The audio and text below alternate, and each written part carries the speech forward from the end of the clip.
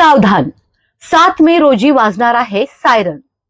कारण केंद्र सरकारनं उचललं आहे एक महत्वाचं पाऊल.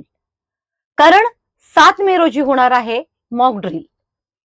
हवाई हल्ला किंवा युद्धजन्य परिस्थिती निर्माण झाल्यास काय करावं, त्यासाठी केंद्र सरकारनं घेतली आहे महत्वाची बैठक. भारत पाकिस्तान तणावाच्या पार्श्वभूमीवर नागरिकांनी सज्ज राहावं यासाठी तयार करण्यात आलेला आहे एक विशेष अलर्ट सिस्टीम. ही केवळ एक कवायत आहे. घाबरू नका, कारण सज्ज राहणं हेच शहाणपण आहे.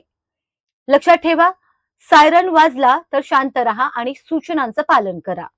मॉक अलर्ट किंवा मॉक ड्रिल म्हणजे आपत्कालीन परिस्थितीमध्ये जी तयारी केलेली आहे ती तपासणीसाठी एक काल्पनिक कवायत आहे.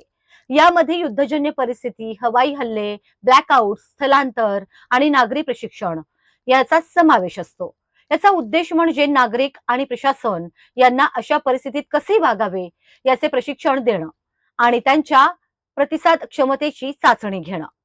या मॉक ड्रिलचे मुख्य उद्दिष्ट म्हणजे हवाई हल्ल्याच्या इशाऱ्यांसाठी सायरन प्रणाली तपासणं, ब्लॅकआउट प्रक्रियेची अंमलबजावणी करणं, नागरिक आणि विद्यार्थ्यांना आपत्कालीन परिस्थितीत सुरक्षित राहण्याचं प्रशिक्षण देणं, महत्वाच्या ठिकाणांची लपवणूक करणं, स्थलांतर आणि बचाव कार्याच्या योजना तपासणं, सिव्हिल डिफेन्स सेवा, मॉडर्न सेवा, अग्निशमन कार्य, त्याचबरोबर नियंत्रण कक्ष यांच्या कार्यक्षमतेची चाचणी घेणं.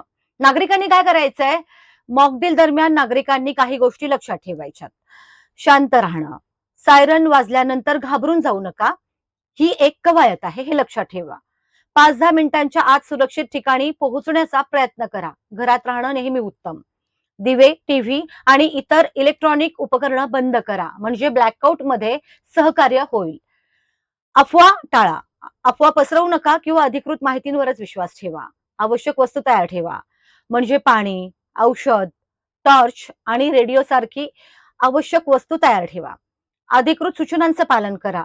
स्थानिक प्रशासनांचं जे काही सूचना आहेत त्याकडे लक्ष ठेवा.